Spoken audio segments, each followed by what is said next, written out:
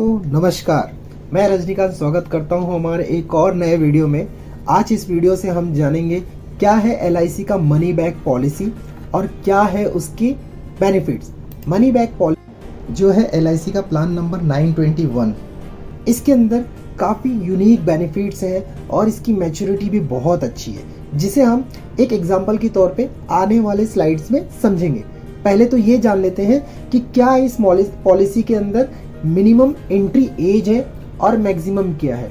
मतलब इस पॉलिसी में एंटर करने के लिए कम से कम 13 साल का व्यक्ति होना ज़रूरी है और ज़्यादा से ज़्यादा 45 साल की उम्र वाले इस पॉलिसी को ले सकते हैं। इस पॉलिसी को जो भरने का समय है वो है 25 साल, लेकिन पॉलिसी का जो प्रीमियम पेइंग टर्म्स है वो 20 ईयर्स है। यानी कि पॉलिसी तो है 25 साल की, लेकिन भरना आपको सिर्फ 20 साल है।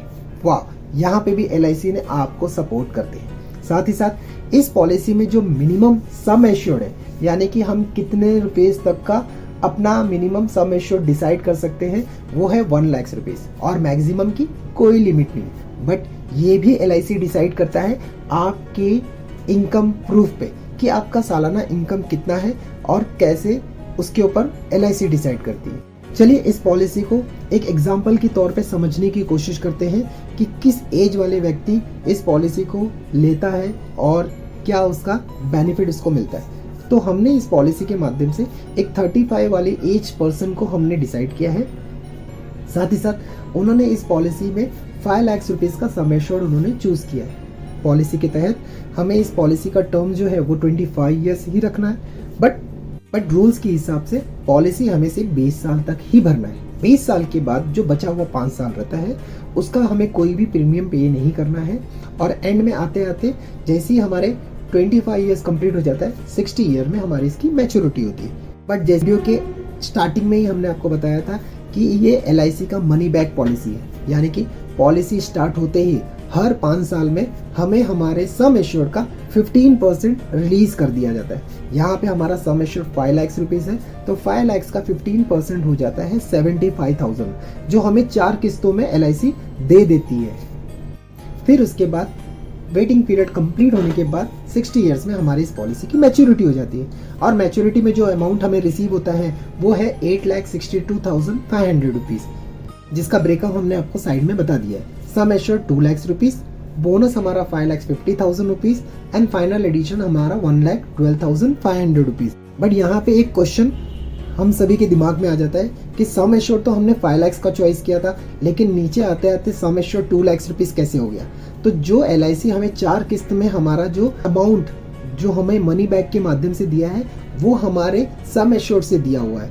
यानी कि पहले हमारा सम एश्योर्ड जो 5 लाख रुपीज़ था, अब आप इसको देखिए कि 15% 4 टाइम मल्टीप्लाई बाई करने के बाद हमारा जो सम एश्योर्ड है 5 लाख में से वो 3 लाख रुपीज़ तो हमें पहले से ही रिलीज कर दिए, तो बचा 2 लाख रुपए। इसीलिए यहाँ पे सम एश्योर्ड 2 लाख रुपीज़ है, बोनस 5,50,000 और फाइनल एडिशन 1,12,500 रुपीज़। आगे देखते हैं, नीचे आ जाइए। नीचे हमने आपको बताया कि हम इस पॉलिसी के माध्यम से अप्रॉक्सीमेटली रिटर्न्स जो हमारी आ रही है वो है जो हमें मनी बैक के माध्यम से मिल गया है, दैट इज 75,000 रुपीज़ आया है। 4 किस्त इसका रिलीज हुआ तो 3 लाख रुपीज़ ये हो गया। मैच्योरिटी हमारी 8,62,500 रुपीज़ है, तो टोटल हमें जो रिसीव हो रहा है वो है 11,62,500 रुपीज़। क्या बात है, क्या अमाउंट रिसीव हो रहा है। बट इस अमाउंट को रिसीव करने के लिए आपने पूरा पेमेंट कितना किया है वो देखते हैं। तो हमने जो टोटल पेड किया है इस मैच्योरिटी को रहने के लिए, that is 6,03,283 rupees. My God, 6,03,000 रुपया इन्वेस्ट करके हम रिटर्न्स में 11,62,500 रुपया ले रहे हैं। ये तो सिर्फ एलआईसी ही डिसाइड कर सकती है और एलआईसी ही दे सकती है।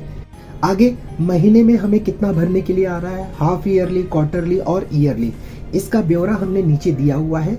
और इस वीडियो को पॉज करके आप इसे देख सकते हो कि हमें मंथली, हाफ ईयरली, क्वार्टरली कितना आ रहा है। और आपको एक बात बता दें, अगर इस पॉलिसी को हम देखेंगे और 84 रुपीज़ अगर हम दिन का सेव करेंगे तो भी हम इस पॉलिसी को ले सकते हैं और ये अच्छी खासी अमाउंट हम ले सकते हैं एलआईसी के माध्यम से। आगे बढ़ते हैं, केस ऑफ डेथ में हमें एलआईसी कैसे सपोर्ट करती है। फॉर्मेट सेम है। 35 की एज वाले पर्सन ने इस पॉलिसी को लिया और उनकी 7 इयर्स कंप्लीट होते होते नेचुरली डेथ हो जाती है। तो जो हमारा सम एश्योर्ड है उसका 125% हमें रिटर्न्स मिल जाता है। साथ ही साथ जितना साल हमने पॉलिसी भरा है वो बोनस हमें मिल जाता है। लेकिन ये सारी वैल्यू मिलती है आपके नॉमिनी को। नॉमिनी बहुत अच्छा है। इस पॉलिसी में नॉमिनी ऐड करते ही ये सारी बेनिफिट का फ़ायदा उस नॉमिनी को मिल जाता है जो आपके क्लोज है, जिसको आपने अपने पॉलिसी में एड ऑन करके रखा हुआ है। तो आपके नहीं रहने पे, पॉलिसी होल्डर के नहीं रहने पे अच्छा खासा अमाउंट उनको मिल जाता है। जैसे कि 6,25,000 रुपीज़ उनका सम एश्योर्ड, 1,76,000 रुपीज़ बोनस, तो ओवरऑल उनको 8,01,000 रुपीज़ उनको मिल जाता है। बट पॉलिसी होल्डर ने और भी ज़्यादा यूनिक कॉन्सेप्ट को यूज़ किया होगा और उन्होंने अपने पॉलिसी में कुछ एडिशनल राइडर्स अगर ऐड किए रहेंगे तो इस वैल्यू को और भी अलग तरीके से रूप मिल जाता है। चलो देखते हैं, अगर पॉलिसी होल्डर ने इसमें टर्म राइडर ऐड किया होता तो क्या वैल्यू होती।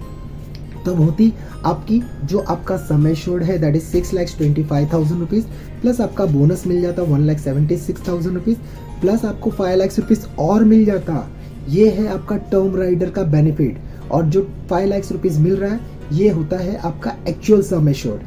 तो ओवरऑल अमाउंट अगर टर्म राइडर ऐड किया है on case of natural death में उनको मिल जाता है 13,01,000 रुपीज़, और ये अमाउंट मिलता है उनके नॉमिनी को। साथ ही साथ अगर पॉलिसी होल्डर ने अपने इसी पॉलिसी में एक्सीडेंटल राइडर भी अगर ऐड किया होगा तो और क्या बेनिफिट मिल सकता है। तब मिलता है आपको 6,25,000 रुपीज़ जो नेचुरल डेथ का क्लेम है, प्लस 1,76,000 रुपीज़ जो आपका बोनस है, और मिलता है आपको टर्म राइडर जो आपका 5 लाख रुपीज़ है, यानी कि आपका एक्चुअल सम एश्योर्ड, और मिलता है 5 लाख रुपीज़ एडिशनल जो है आपका actual sum assured, but accidental death में ये आपको एडिशनल मिल जाता है। अब यहाँ पे ओवरऑल जो हमें क्लेम अमाउंट है that is 18,01,000 rupees. My goodness, ये सारी अमाउंट मिलता है आपके नॉमिनी को जो पॉलिसी होल्डर में ऐड रहते हैं। इसीलिए नॉमिनी का ऐड करना बहुत ही ज़रूरी है, और आप ऐसे लोग को ऐड कीजिए अपने पॉलिसी के नॉमिनी में जो आपके करीब है, जिनको आपके नहीं रहने पे ये पॉलिसी का बेनिफिट मिल सके। आगे बढ़ते हैं और देखते हैं कि इस पॉलिसी में और हमें क्या बेनिफिट देता है LIC। हमें इस पॉलिसी के माध्यम से मिल जाता है लोन की फैसिलिटी और सरेंडर की फैसिलिटी। पॉलिसी कंप्लीट होने के 2 साल के बाद हम ये दोनों बेनिफिट्स ले सकते हैं। लोन में हमने जितने भी पैसे जमा किए हैं उसका एक अमाउंट हमें लोन के तौर पे LIC दे देती है, डिसाइड LIC करती है। साथ ही साथ अगर आप पॉलिसी आगे नहीं करना चाहते हो तो 2 साल कंप्लीट होने के बाद पॉलिसी को सरेंडर करके जो भी जमा राशि है आप वो रिलीज़ करवा सकते हो। और एडिशनल अवेलेबल राइडर्स जो है इसमें वो है accidental death disable benefit rider, term assurance rider, critical illness benefits rider, accidental benefit rider. इन सारे राइडर्स को आप अपने पॉलिसी में ऐड कर सकते हैं पॉलिसी के प्रीमियम में एक नॉमिनल अमाउंट ऐड करके। साथ ही साथ इस पॉलिसी के प्रीमियम को आप अपनी तरफ से डिसाइड कर सकते हो कि आप इसको किस मोड में देखना चाहते हो।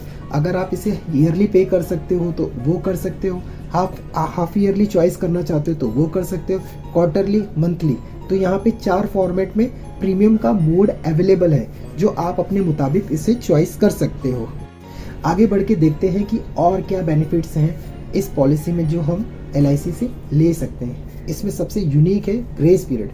ये तो होना बहुत ज़रूरी है। ग्रेस पीरियड एक ऐसा फॉर्मेट है जो हमें सपोर्ट करता है। कभी बाई चांस अगर हमारी पॉलिसी स्किप हो जाती है हमारे टाइम पीरियड से तो हम सोच में पड़ जाते हैं कि क्या करें, बट उस केस में LIC ने हमें ग्रेस पीरियड का ऑप्शन दिया है, यानी कि मंथली मोड वाले पेमेंट के लिए 15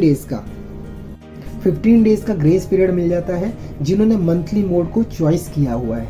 यानी कि किसी टाइम पीरियड में उनका अगर पेमेंट टाइम पे नहीं रिलीज़ हो पाता है तो उनको 15 दिन का ग्रेस पीरियड मिलता है, और उस ग्रेस पीरियड में वो अपनी पिछली EMI को पे कर सकते हैं। साथ ही साथ 30 डेज़ का ग्रेस पीरियड मिलता है उन मोड ऑफ वाले को जो कि अलग से हैं, जैसे कि किसी ने हाफ ईयरली या फिर क्वार्टरली चॉइस किया हुआ, उनको 30 डेज़ का ग्रेस पीरियड मिल जाता है। साथ ही साथ आपको इसमें मिल जाते हैं टैक्स की बेनिफिट, और मिलता है आपको revival period. Revival period is very good क्योंकि किसी वजह से हम अपने पॉलिसी को अगर कंटिन्यू नहीं कर पाते हैं या फिर कुछ सर्कमटेंसेस से हमारी पॉलिसी स्टॉप हो जाती है तो LIC हमें फिर से हमारी इस पॉलिसी को स्टार्ट करने की परमिशन देता है और उस रिवाइवल पीरियड के माध्यम से हम इस पॉलिसी को रीस्टार्ट कर सकते हैं। कुछ चार्जेस उसमें पे करने के लिए आ जाता है, जैसे कि लेट फीस और इंटरेस्ट वगैरह, बट वो टोटली डिपेंड करता है आपके कितना साल का प्रीमियम आपने नहीं भरा है, वो डिसाइड करता है LIC।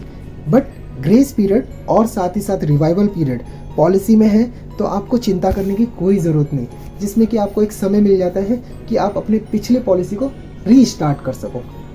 इसी तरीके से हमने आपको सारे पॉलिसीज़ के benefits, minimum age, maximum age, policy का टर्म, एग्जाम्पल के तौर पे हमने आपको पॉलिसी भी समझा दिया, केस ऑफ डेथ में हमें क्या क्या मिल जाता है और बेनिफिट्स में हमें क्या क्या है, कौन से राइडर्स हैं। तो हमने आपको इस पॉलिसी के माध्यम से सारे यूनिक कॉन्सेप्ट को क्लियर किया है। तो आप हमारे वीडियो में बने हो उसके लिए थैंक यू, और वीडियो अच्छा लगा तो हमारे इस चैनल को सब्सक्राइब कीजिए और अपने दोस्त यार में शेयर कीजिए। वीडियो में बने रहने के लिए धन्यवाद। मिलते हैं एक नए वीडियो में, तब तक के लिए थैंक यू सो मच।